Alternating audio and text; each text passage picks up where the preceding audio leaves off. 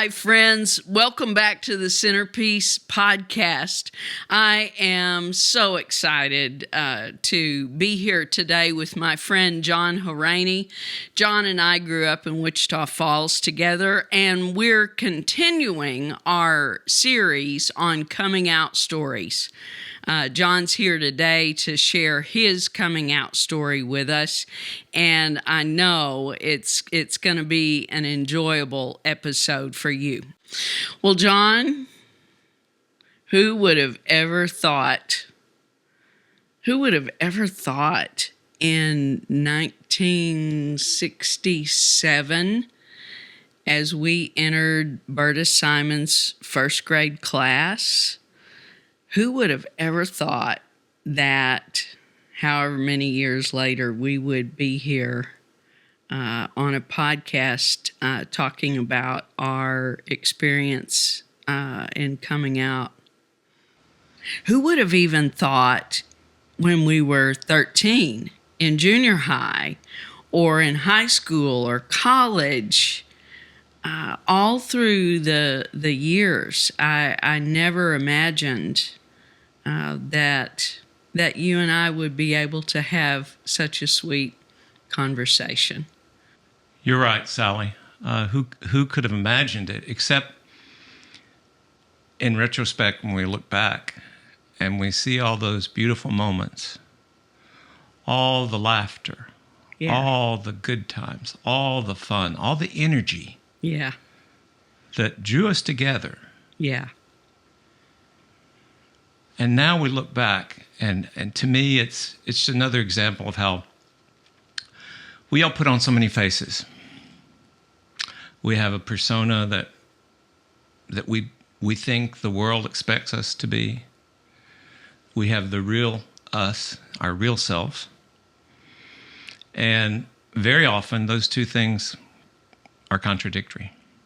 Yeah. And we're expected to behave in certain ways because of our upbringing, because of our time, our geographical location, our economic circumstances, the expectations of society, of our family. But yet, there was a very real connection. Yes. And as I've spent more time getting to know more about you, more than I ever knew when we were physically closer in time and space, I learned there was quite a lot going on. Yeah. That I had no idea. Yeah.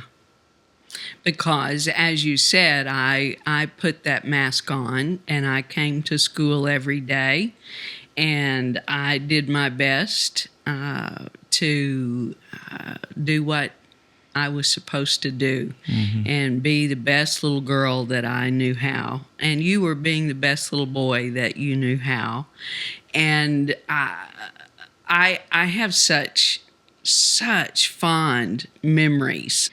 I remember all the times we spent together and all the band banquets and orchestra banquets and occasions when one needed to show up with a date. And you were one of my most reliable and favorite date partners. Yes, and you were mine. In fact, you mentioned the band banquet. Take a look at this jewel from 1975, John. There we are. There we are in all our glory. I saw that picture. Can you see that? Okay. Yeah. Everybody can see that lovely picture that was taken in my living room when you came to pick me up for the band banquet when we were in the 8th grade. That's on Speedway? Yes, that was the house on Speedway. Okay, I sent that picture around my family, and I just posed the question: who was it that let me out of the house with a white turtleneck and plaid pantaloons and a blue blazer? Well, I was so proud of my dress. That was a strawberry dress. And I especially wanted that my mom made that dress. Oh, wow. And of course, I had on my red patent leather shoes. I was I see your red. I was very, very proud of those red. Your ruby red patent leather. slippers. Yes, yes. Well, look at that body language. Yeah. You are closed up, and I've got, oh, please protect. Oh, please, God. Well, those were some great times. And we shared earlier that I had heard from other boys about what was supposed to happen at the end of a date. And if it was a successful date, you were supposed to get a kiss on the front steps. And I was so nervous always about, well, what am I supposed to do? And somehow with us, it never seemed to be a problem.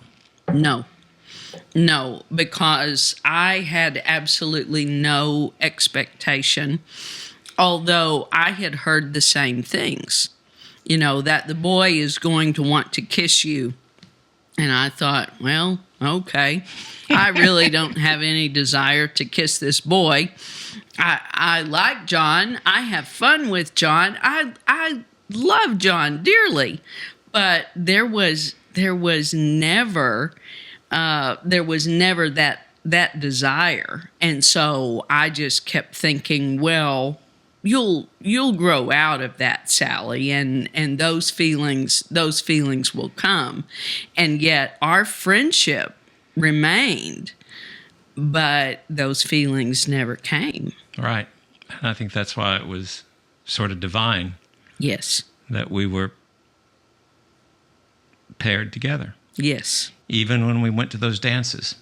That's exactly right. And good little Church of Christ girl that I was, I, of course, had been raised to believe that dancing was wrong. It was sinful, and so you couldn't dance.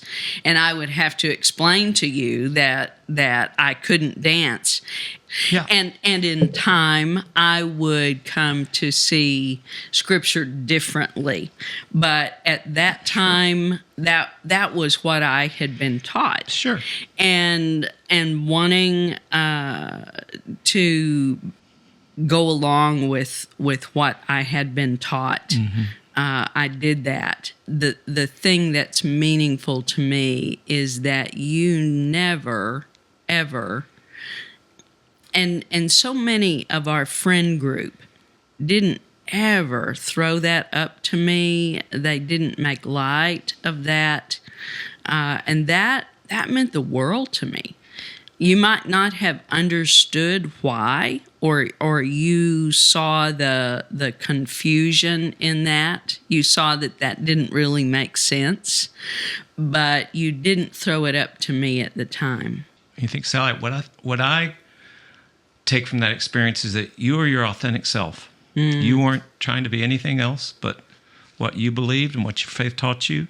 I had other friends who were Catholics, and I didn't know anything about it, but they had their ways of worship and their patterns, and I went and experienced that, and I didn't know, about it, but was eager to see and experience it. But I think it's the authenticity that came through. And that's the same thing with coming out, actually. For me, the question is, when did I first come out? Well, how many times have I come out? First, I think in the real sense, the first coming out is coming out to yourself. Yeah. Yeah. Owning yourself and realizing that mask that you put on is not your authentic self.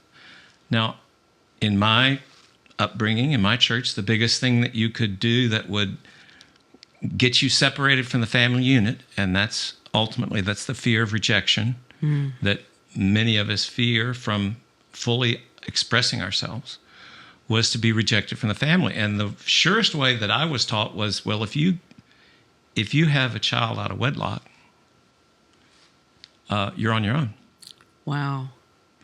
And that scared me. So it's interesting from my perspective growing up, I didn't want to have any kids till I was ready to have kids. Yeah.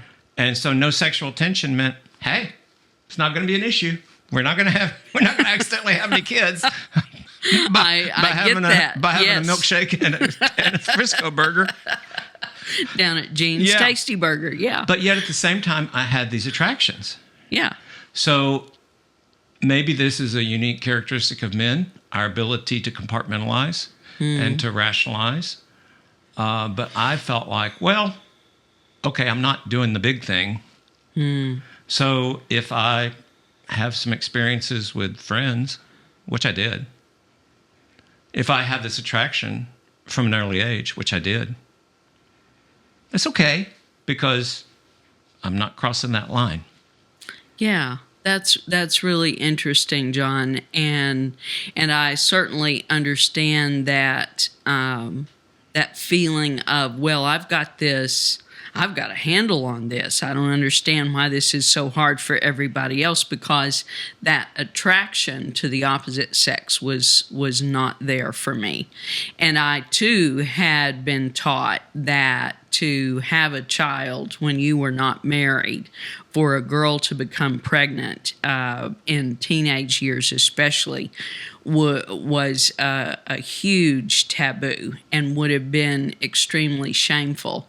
So I certainly get that part of that.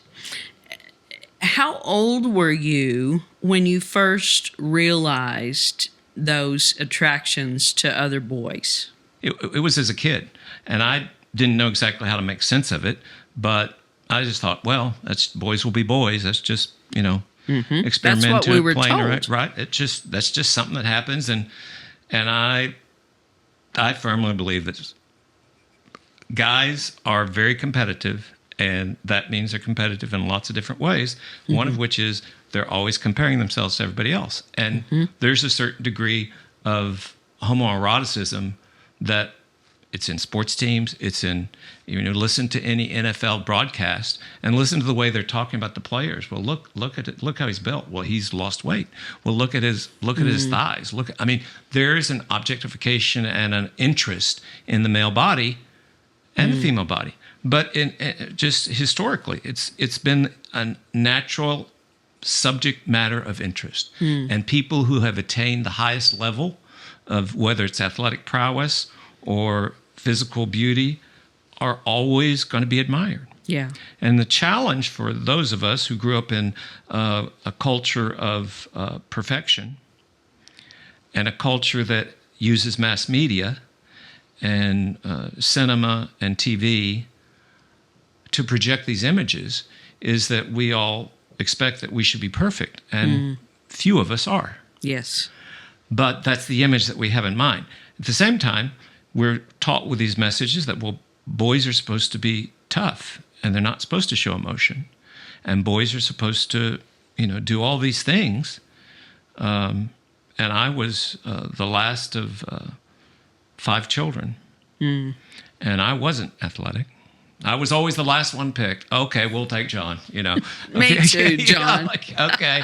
Yeah, all right. We'll sacrifice one. Come on, John, you can be on our team. Okay, God, well, Me too. I wasn't even a good lesbian. I was never athletic.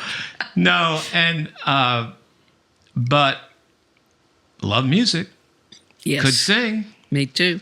Could do all that, but I didn't understand exactly how you were supposed to find somebody to share that experience with, other than, just casual boys will be boys times. And the only way to do it was in a way that didn't have a lot of pride to it. Yeah. It was shameful. And there's a lot about this whole journey that's based on shame. Shame, shame, shame. You shouldn't do that. You're going to be ostracized. You're going to be shamed. After my first year at Midwestern, I felt a call, and I felt a call to ministry, and I wanted to go study. And my father, being a really sweet, dedicated Methodist, said, well, if you want to be a minister, you should go to SMU. Perhaps not realizing that the undergraduate scene at SMU was far from the life of a Wesleyan Methodist. But I knew the summer after my first year of college, I was coming out, that I was going to Dallas. And I decided that I was going to take the risk with some of my close friends, including my closest friend, who I didn't know how he'd react. And I said, I just want to tell you that I'm gay.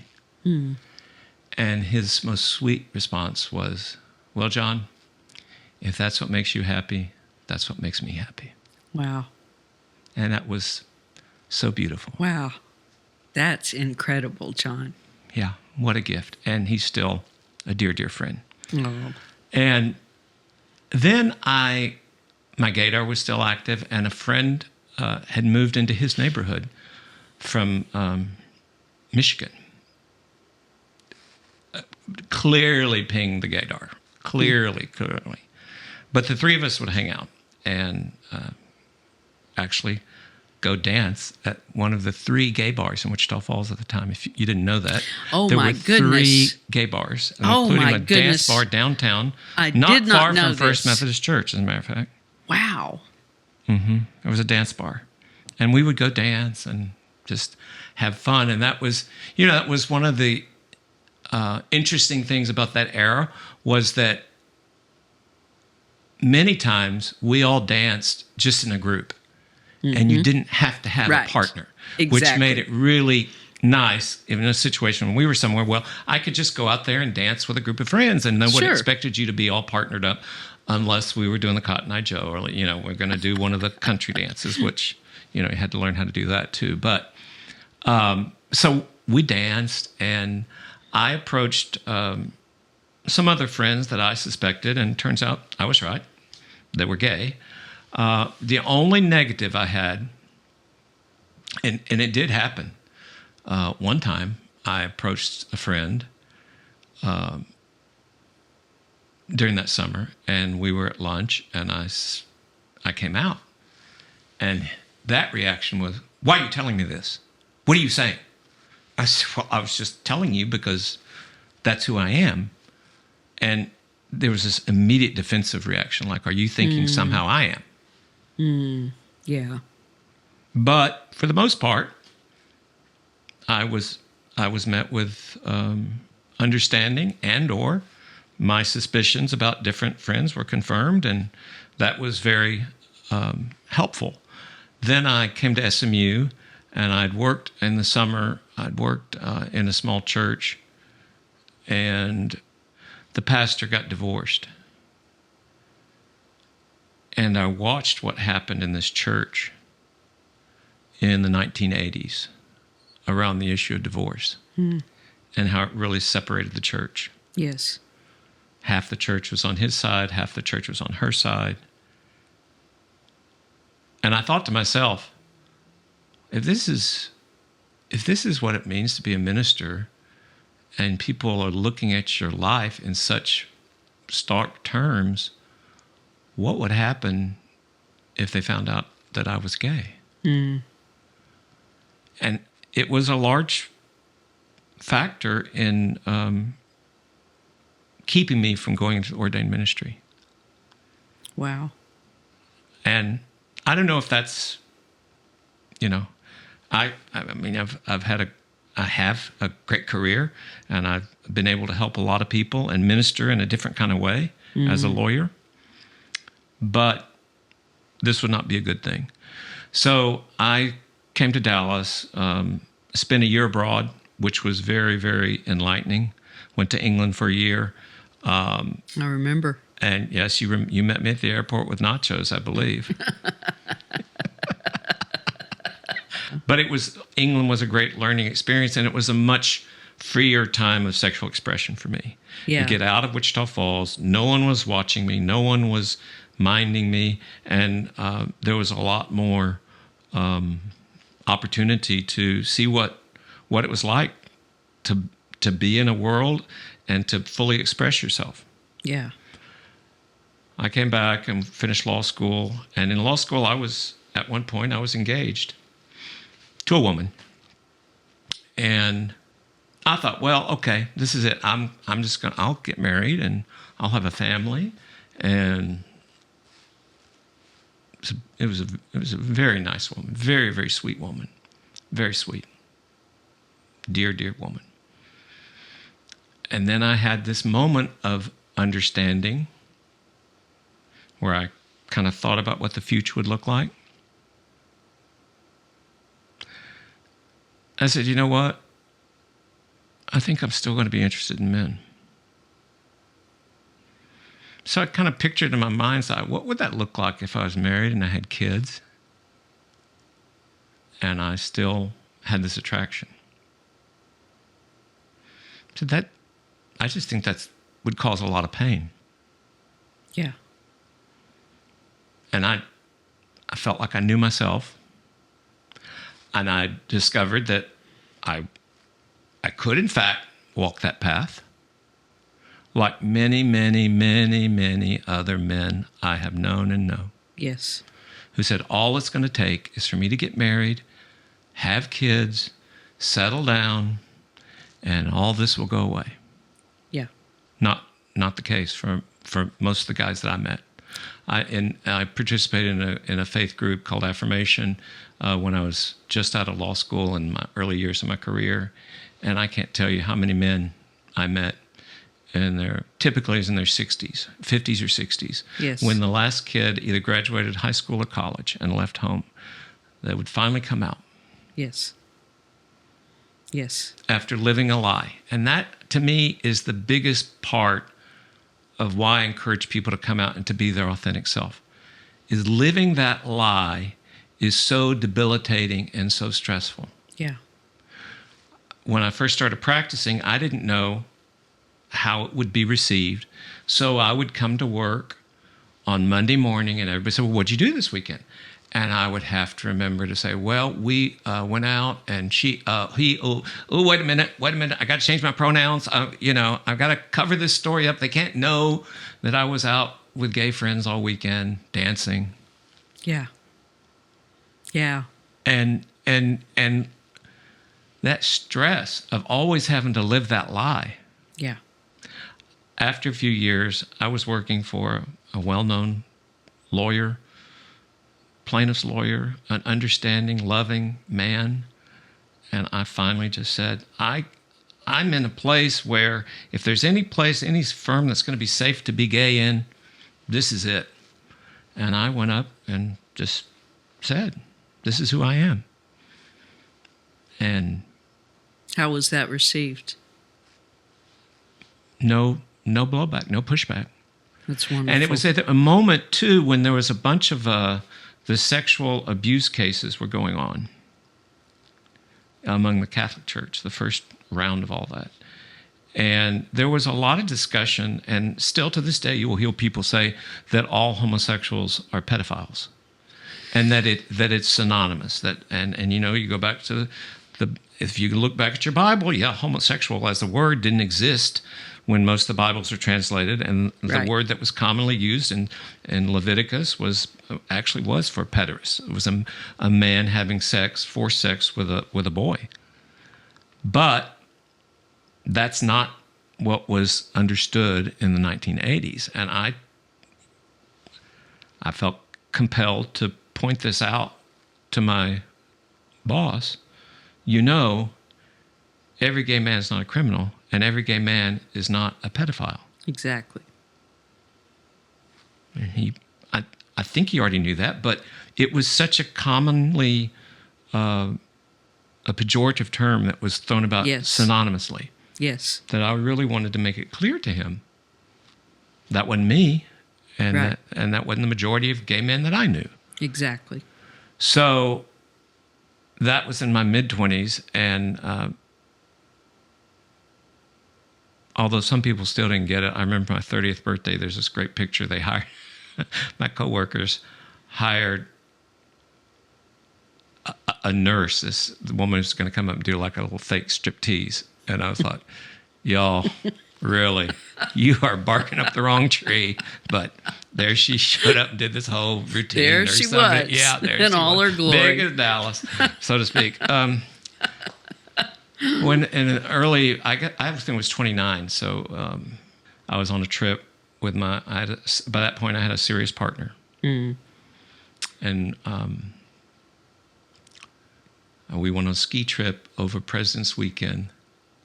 I think 1990, 1991. I think 90. And I decided that I was going to finally come out to my parents. Okay. Tell us about that. Well, I didn't exactly know the best way to approach it. And I decided that I was going to write a letter. 1 John. So to speak. So to speak. So I wrote a letter to Mom and Dad, and I explained to them that I'd met somebody and that he was very important to me and that he was the most important man in my life now and that I was gay. And I don't know exactly how I phrased it, but it was probably inelegant to just basically say, especially to my mom, I know you've been the most important person in my life to this point. Mm-hmm. But now I have formed this new relationship and now he's the most important person. And I mailed it with some trepidation.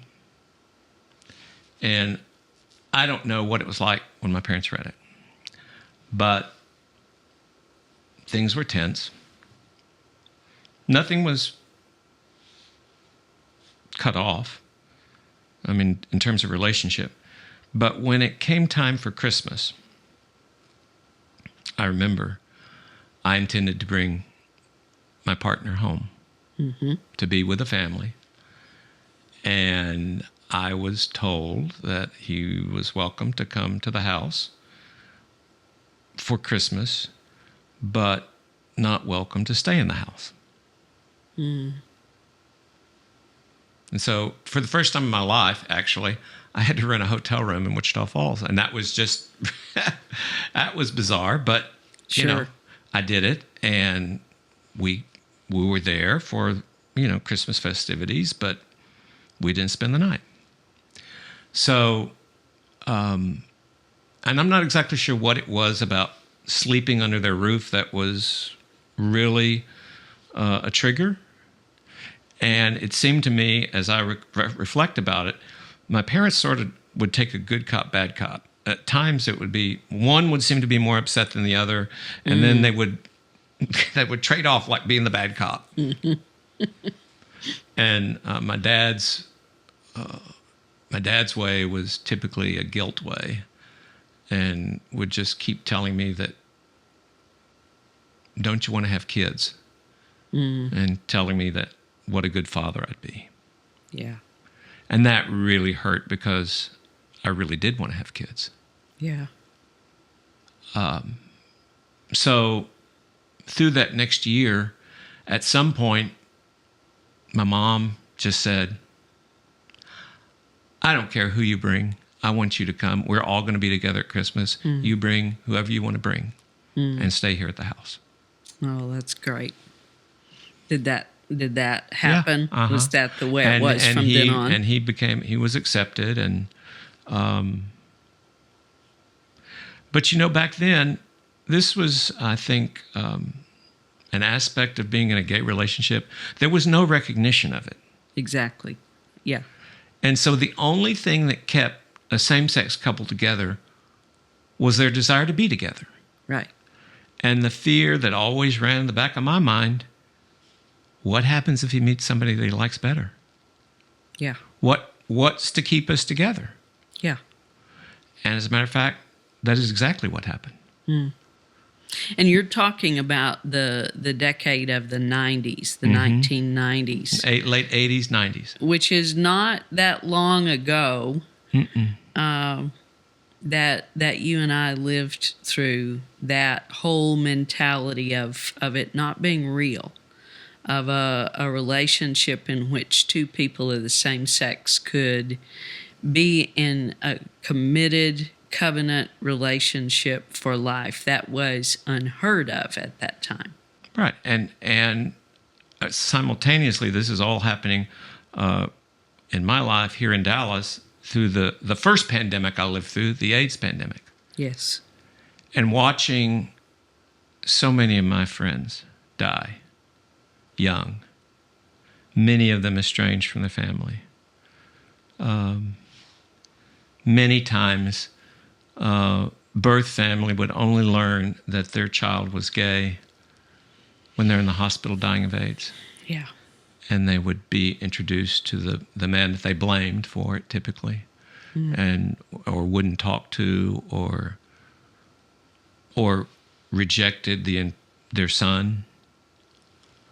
And that was a powerful moment, because at that moment, as I witnessed in the Dallas community, there was a coming together of especially lesbians and gays to support each other. Yes. And unbelievable as it may seem, there was this open hostility in the 70s and 80s between gay men and lesbians. It was just, oh my God, that's the worst thing you could say. You don't want to be around a lesbian. It was just like oil and water. Yeah. But yet when our families of choice turned on us, and when we were dying in the hospital, it was our lesbian friends who came to care for us and nurse and love on us and support us. Yeah. And that really changed attitude. I feel like it changed so many attitudes between our communities, and I realized once again how much we have in common, how much we need each other. Yes.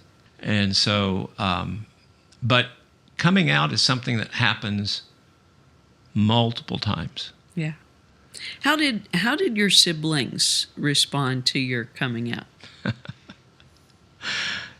I think this is one of the most beautiful parts of my aspects. Most of my siblings were understanding. My older sister was just like, well, I've known all along.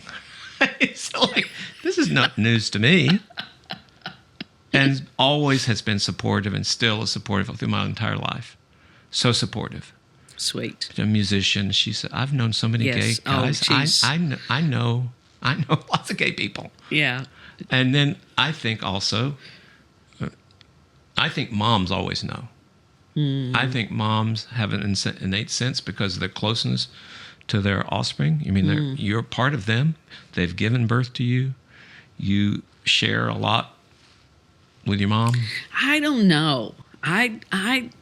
Well, I would imagine that my mom knew there was something different about me, but she always, it was so ingrained in her generation that that being gay is sinful, that she couldn't have just come up with that on her own. Right. Now, she never, ever turned away from me, never rejected me, never, ever changed the way she related to me. But I don't think that she would have come to that conclusion on her own. Maybe I should rephrase that. I think, like you say, I think moms may know that there's something different. Yes. They may not know what it is. Oh, yes. They may not be able to put their finger on it. But they know. But moms, once again, you've been, born and bred and lived inside their womb. That's right. That's right. And I was very close to my mom. You were close to your mom, and they knew us. She knew me better than anybody. Yeah, that's why it was such a challenge to write that letter. But I felt like we talked about before, like that was what Scripture said I was supposed to do when I got to a point when I became an adult and I took on and did adult things and was no longer under my parents. Sure. Super. And that was this message that I'd been given my entire life. Well, when you get ready to have your own family, you're on your own. And that means you can stand on your own and support yourself. And I could. And I did. But professionally, my father kept being concerned that what was it going to do to my profession? Are you going to get referrals? Is it going to... And I don't know if I didn't get business because people found out I was gay, but I know that I got a lot of business despite that, or maybe because of that. Yes. And sometimes I would have to decide when meeting a new client whether or not to disclose that I was gay. If I had a suspicion, if I was concerned that somebody might down the road react negatively, sometimes I just would come right out at the very beginning and say, well, you should know this about me. I'm not married to a woman. I have a partner. Mm-hmm. And somebody, well, why are you telling me that? Because I don't want this to ever be an issue. Right. I don't want you to come down the road 2 years from now and say, oh my gosh. Through my practice, I've represented a lot of people. I've represented some very conservative religious people. And it's never been an issue through the years. Mm-hmm. But when I started, it was a concern. And it's just like I said earlier, we have to decide who we're going to show our authentic self to. Yeah. Who are we going to allow to see our heart's loves? Yeah. And with that action, you are exposing yourself to risk. Yeah. You are exposing it just the same way that we love anyone. We are exposing ourselves to the risk that the love may be rejected, mm-hmm. that we may be hurt, that we may not find that same level of fulfillment. Mm. But it's a risk we take to love. Yeah. John, you said earlier that you thought long and hard about going to seminary and going into ministry. What has happened to your faith over the years? Where were you in terms of your spiritual life when you were in the process of coming to terms with your own identity and coming out to various people? Well, I remained active in the Methodist Church, and I'm a big believer in community. Mm-hmm. And there's a Methodist church in practically every community, at least where I lived. And when I moved from place to place, I typically would move my membership to the church that was closest to where I lived. Mm-hmm. And I lived for a time in what's called Kessler Heights. Yeah. On a street called Marvin Avenue. We just call it Gay Marvin Avenue because there's so many gay people on it. We had great block parties. But I went to a small church over there, and I had some great pastors. And I sang in the choir. And at one point, I was asked to chair the children's, they had a day school. And they asked me to be on the board. The church leadership asked me to be on the board, maybe the pastor, basically. And I agreed to serve on the board of the daycare. And then I was told that that would not be appropriate because I'm a gay man. Oh, my. What year was this? This was probably in the mid to late 90s. Okay. Wow. It's not that long ago. Yeah. And so basically that was really scarring. Yes. And hurtful. So for a period of time, I didn't really attend church other than I'd either go to Bedside Baptist or Church of the Inner Spring. And then I moved to a different neighborhood, went to a different Methodist church, and got more involved, was involved in the men's ministry. And so I always felt like I needed to be in church on Sunday. Yeah. That's how I grew up. And it seemed to be, the week just didn't feel right. So I attended And there was a period there in sort of in the late 80s before, when I was a paid soloist. I sang for a couple of different Episcopalian churches. And that never felt right.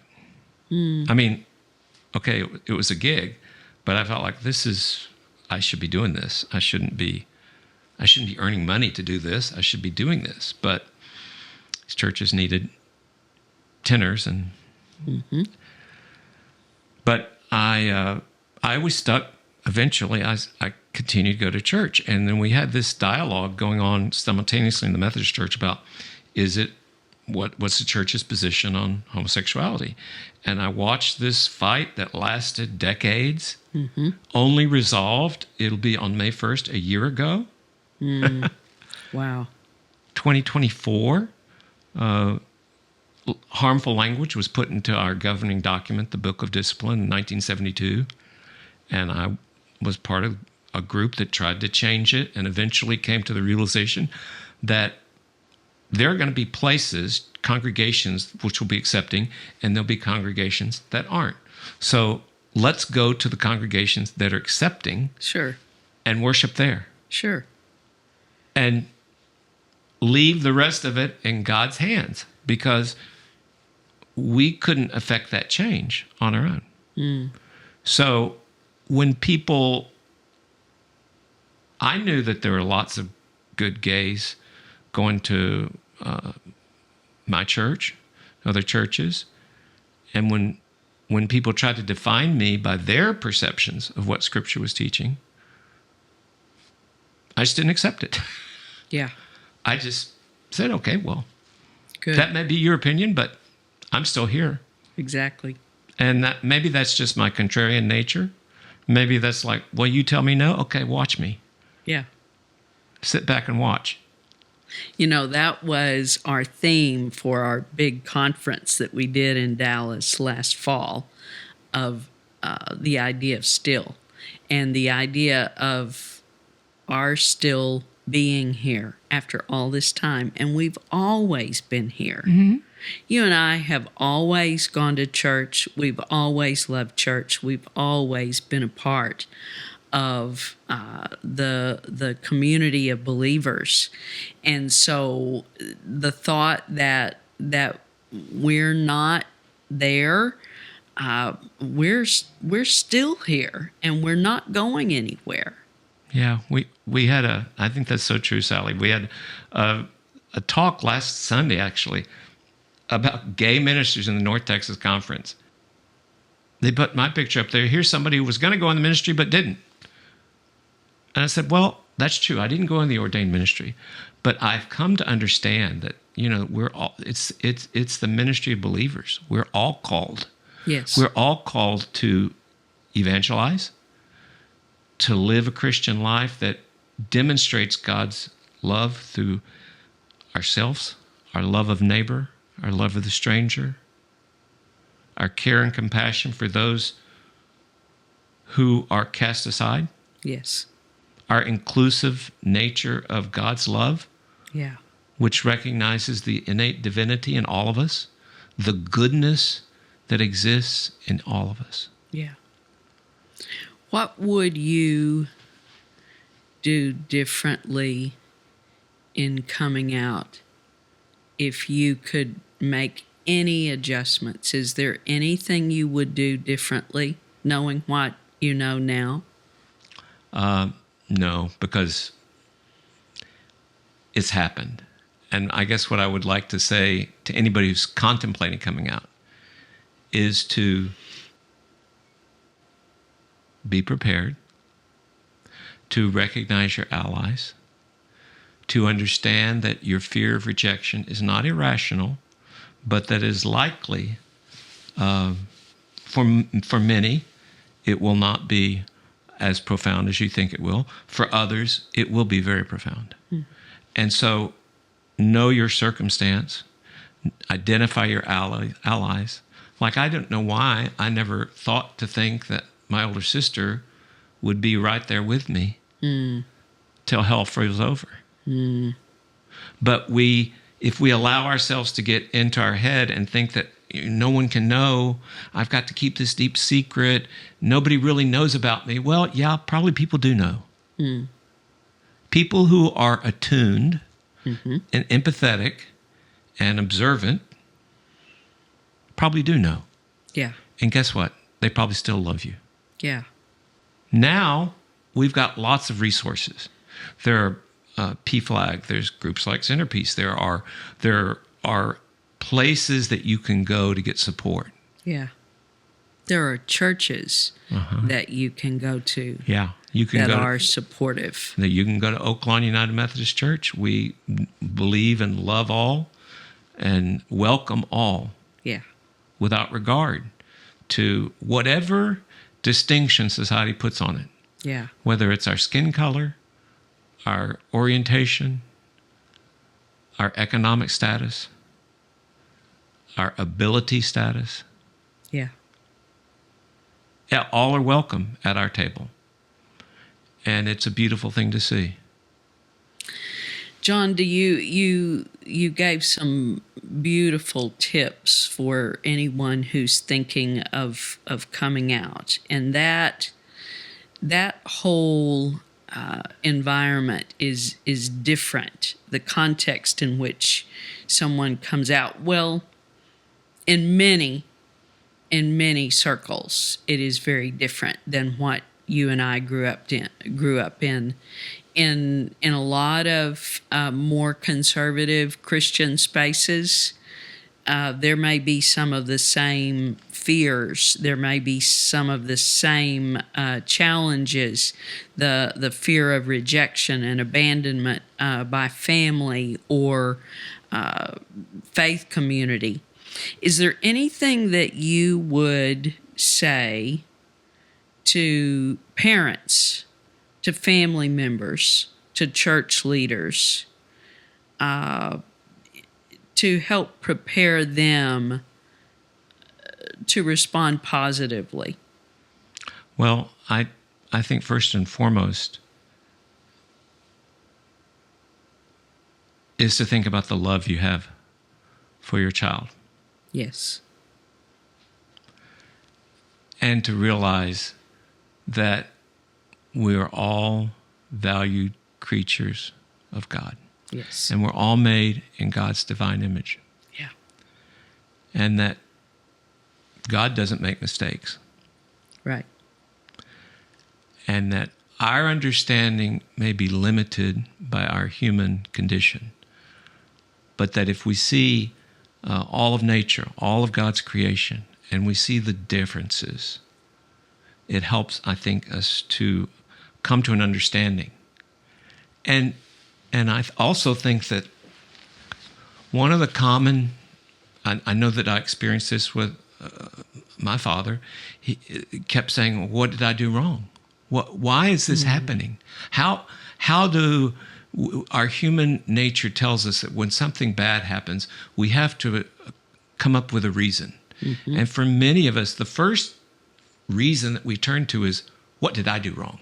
Right. What did I do to cause this? Which is really a backwards way of looking at it, as opposed to what a new opportunity for growth. Yeah. What a new way of experiencing life in a way that I could not imagine. Yeah. And I learned from my parents, part of their frustration when I came out was, well, Mom said, we'd always pick, you're going to be the one that we went to live with. This is so disappointing. We're counting on you to be the one. You're going to. And, but Sally, I know it's such a struggle.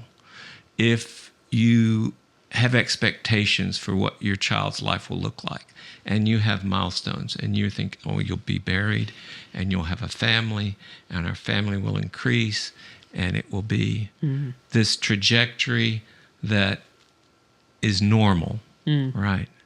And then to be confronted with a trajectory that feels strange and feels not normal. I think also my advice is, can you learn to live with the uncertainty? Yeah. Can you learn to live in a world where you don't have all the answers? Where things are not white and black, yes and no, on or off. We're very, conditioned to think in those dualistic terms. Yeah. But when you throw in that third option, wait a minute. Yeah. You mean it could be gray? Yeah.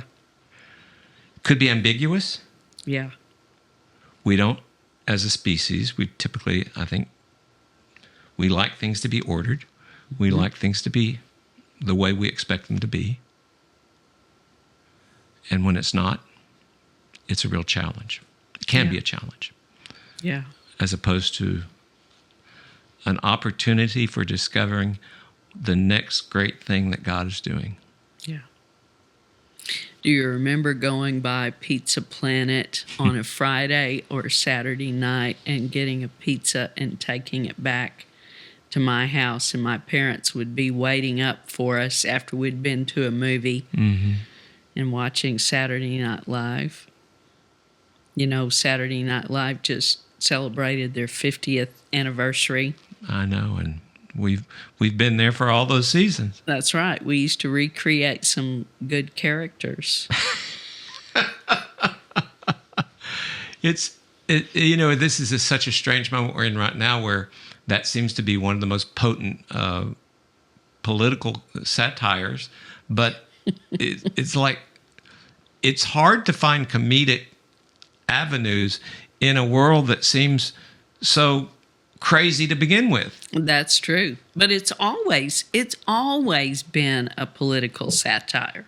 Yeah. But it's a great example of how art and how theater inspires us, influences us, and how powerful it is, really.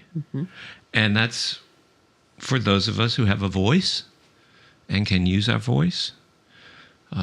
In my case, I like to use my voice not only to praise God, but to help people who've been treated unfairly, unjustly in the system. Yeah. People who've been injured, who need relief, who need an advocate. Yeah. And that's what I strive to be, an advocate for the injured. And I think we're all called as Christians to be advocates for Jesus Christ, to demonstrate to the world, what does it look like to live God's love?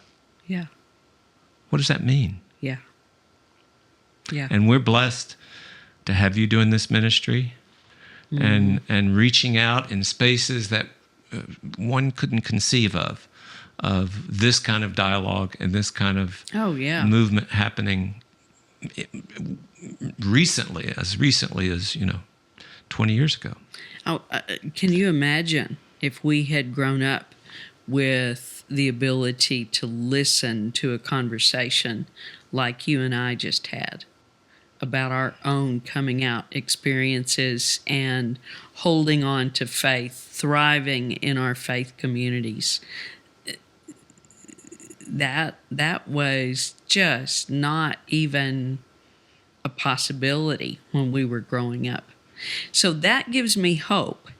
That's what we hold on to in this day and age, when it seems like things are slow, things are not moving, things are even moving backward sometimes. Life is still moving forward. We are still moving forward. There's been such progress over the last 50 years, just in our lifetime. Amazing. And that gives me great, great hope for the future, and knowing that God is with us in all of that. I'm so thankful to have this conversation with you, John. I look forward to more conversations in the future. There's a lot that you and I didn't even touch on today. There is one more thing I want to add, though. Please. I know that many, especially gays and lesbians, have been harmed by church doctrine and turned away from the church because of, frankly, what they heard preached about them and to them. But I know, so my experience, our positive love of our traditional way of worship and doing all of that does not communicate the same to a lot of people. Right. And what I've had to learn, and my pastors helped me see this, the comfortable ways that I like, the hymns that I like, the ways, the patterns that I like, don't necessarily mean anything to new generations of Christians. Right. And what I have to give up is my own. It's so wonderful when I get to sing all the old hymns. It's so beautiful, but it doesn't speak to a lot of people right now. Yeah. And so I've learned to watch how the Spirit is moving, even in a worship experience that's far different from any ordered sense of ritual that I grew up with. Yeah. And that the Spirit is moving. And the Spirit's moving in ways that we can't always understand. And it's moving in the lives of young people. It's maybe digital content like this. Mm-hmm. It may be in a coffee house, like at Union Coffee on our campus. There's an opportunity for a plug. Yeah. So June 13th, the Friday night before the Pride Festival begins on Saturday in Dallas, we will be at Union Coffee, operated by John's Church, Oak Lawn United Methodist. We will be there at 7 o'clock outside for our stories and tunes. It's a worship night. We'll have Lacey Jones as our worship leader, and we've got other musical guests who are coming, and we'll have stories of how people are holding on to their faith. It'll be a wonderful time. So come join us. Let me just say that Union is a ministry partner of Oak Lawn. So it is a standalone ministry, actually. Oh, great. But it meets on our church grounds, and we are obviously very, very supportive of Union. But they have, it is an amazing ministry outreach that is bringing lots and lots of young people who probably would not, many of whom would not step through the door of our very traditional sanctuary. But they are meeting Christ in a coffee shop. Come see us. Hopefully it'll be a beautiful, not blisteringly hot day. That's right. And we'll have a barista there so you can get all your favorite drinks from Union Coffee. Come and join us for a couple of hours before we kick Pride off on the 14th. Perfect. You know, John, what you were saying about not being stuck in that place of the ways that we enjoyed growing up. And I have such a fondness for those old hymns as well, and long for church sometimes as I knew it. There's something more important. What you're really saying is that, we can't just be old farts, if you will, about it and be stuck in our ways of worshiping, but to be open to the ways that the Spirit is moving and drawing people to Christ. Whatever that looks like, wherever that looks like, I want to be a part of that, and I know you do too. Right. I want to be a part of a mission to transform the world through the ministry of Jesus Christ. Yeah. Stay close, my friend. I will. Thank you. I love you, John. I love you, Sally. Thank you for this work. Thank you for hosting this and inviting me. It was a pleasure. Yeah. Well, that's it, friends. Thanks for joining us again for the CenterPeace podcast. You can always watch more of our episodes on our website at centerpeace.net. That's CenterPeace, PEACE.net. Hope you'll join us again next time.